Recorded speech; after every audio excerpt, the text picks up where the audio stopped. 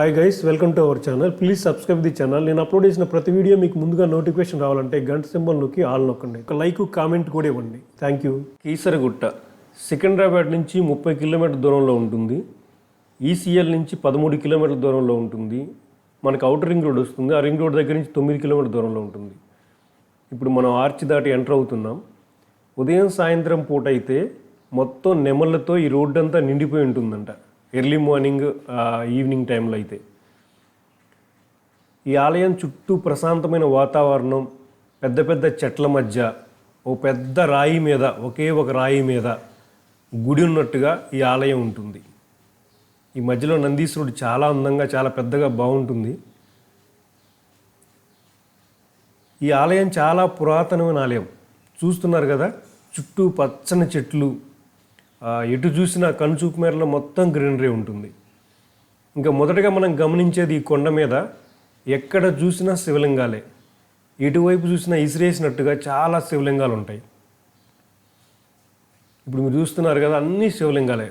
దాదాపు 110 శివలింగాలు ఈ కొండ మీద ఉంటాయి.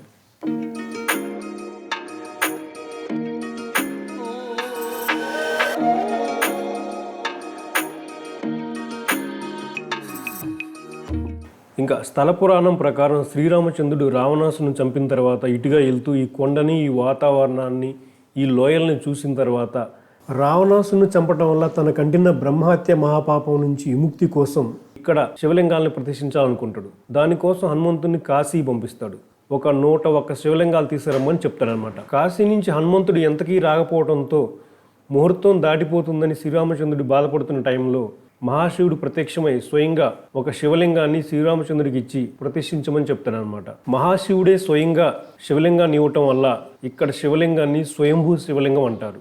ఆ తర్వాత వచ్చిన హనుమంతుడు విషయం తెలుసుకుని బాధపడి కోపంతో తను కాశీ నుంచి తెచ్చిన 101 శివలింగాలని ఈ కొండ మీద విసిరేస్తాడనమాట. ఇప్పుడు మనం చూస్తున్న శివలింగాలు ఎక్కడ పడితే అక్కడ ఉన్న శివలింగాలు అవే అనమాట. హనుమంతుణ్ణి శాంతింప చేయడానికి శ్రీరామచంద్రుడు ఈ కొండకి కేసరగిరి అని నామకరణం చేశాడు. ఇప్పుడు ఆలయం లోపలికి ఎంటర్ అవుతున్నాం. ఆలయం చాలా పెద్దగా ఉంటుంది. 3 వైపున గోపురాలు ఉంటాయి. ఓ పెద్ద రాజగోపురం ఉంటుంది. ఇక్కడ నందీశ్వరుడు కూడా చాలా పెద్దగా, చాలా అందంగా ఉంటాడు.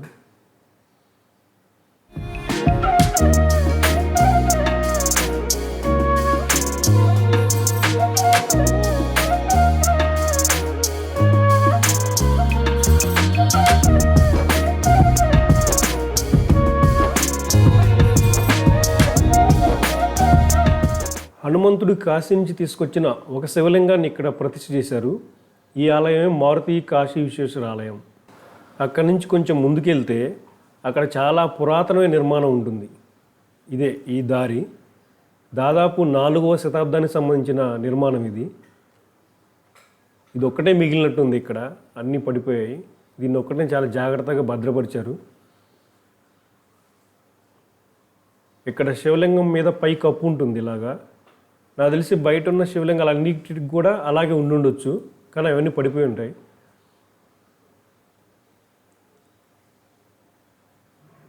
చాలా బాగుంది. దాదాపు 4వ శతాబ్దానికి సంబంధించిన నిర్మాణం ఇది. చాలా చాలా ఓల్డ్ టెంపుల్. ఇక్కడ 17వ శతాబ్దంలో అక్కన్న మాదన్న నిర్మించిన లక్ష్మీ నరసింహస్వామి ఆలయం, అలాగే ఏకశిలా విజయస్తంభాన్ని కూడా ఇక్కడ చూడొచ్చు. ఇంకా చారిత్రక ఆధారాల ప్రకారం క్రీస్తు శకం 4వ శతాబ్దంలో ఆంధ్రదేశాన్ని పరిపాలించిన విష్ణుకుండి రాజులకు ఈ ఆలయానికి చాలా సన్నిహిత సంబంధాలు ఉన్నాయని తెలుస్తుంది. ఇప్పుడు మీరు చూస్తుంది గర్భాలయ గోపురం, అలాగే రాజగోపురాన్ని.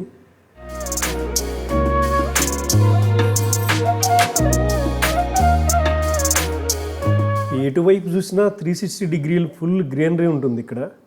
అలాగే చల్లటి గాలి, చాలా ప్రశాంతంగా, చాలా విశాలంగా ఉంటుంది ఈ ఆలయం.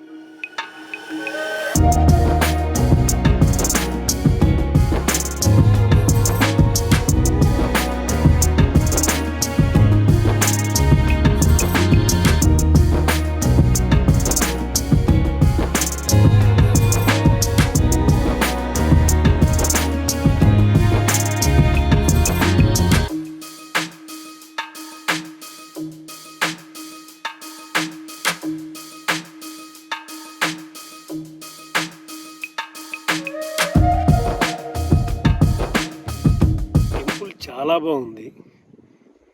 సిటీకి కొంచెం దూరంగా ఉండటం వల్ల ఏమో తెలియదు కానీ చుట్టూ గ్రీనరీ ఎక్సలెంట్గా ఉంది. మామూలుగా శివరాత్రి కార్తీక మాసం వస్తే చాలా బిజీగా ఉంటుంది.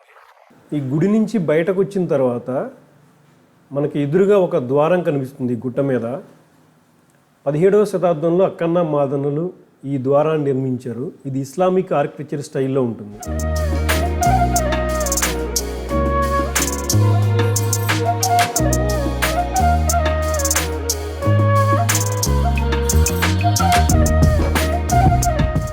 అలాగే పక్కనే ఉన్న కొండ మీద వృత్తాకారంలో పెద్ద పెద్ద ఇటుకలతో నిర్మించిన బౌద్ధ స్తూపాలు కనిపిస్తాయి.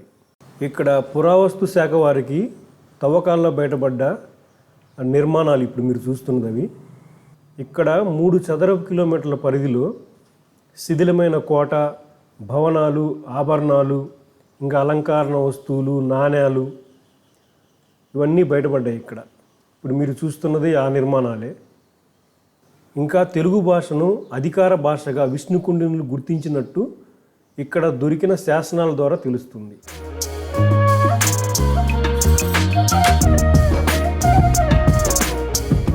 ఇక్కడ హరిత రిసార్ట్స్ ఉంది. ఉండటానికి ఫుడ్కి ప్రాబ్లం లేదు. తిరుమల తిరుపతి దేవస్థానం వాళ్ళు కట్టించిన రూమ్స్ కూడా ఉన్నాయి. అలాగే 1981 నుండి సంస్కృత వేద పాఠశాలని తిరుమల తిరుపతి దేవస్థానం వాళ్ళు ఇక్కడ నిర్వహిస్తున్నారు. పెద్ద చెరువు, పెద్ద పెద్ద మర్రి చెట్లు, హ్యాపీగా వన్ డే ఇక్కడ గడిపేయచ్చు. అక్కడి నుంచి కొంచెం ముందుకు వెళ్తే ఒక మంచి వ్యూ పాయింట్ ఉంది.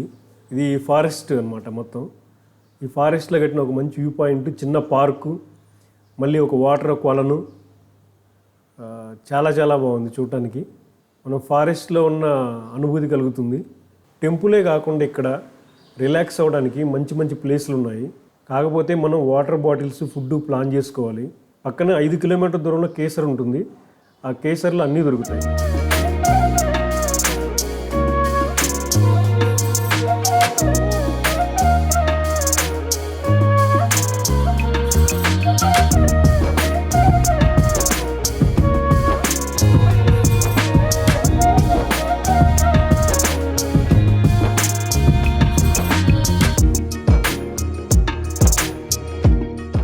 అఫ్జల్గంజ్ నుండి, అలాగే సికింద్రాబాద్ నుండి, ఈసీఎల్ నుండి కూడా కేసరగుట్ట టెంపుల్కి బస్సులు ఉన్నాయి, ఆర్టీసీ బస్సులు. అలాగే కేసర్ వస్తే కేసర్ నుంచి ఆటోలు కూడా ఉంటాయి అన్నమాట. Thank you friends, thank you for watching. మళ్ళీ మరొక వీడియోలో మళ్ళీ కలుద్దాం.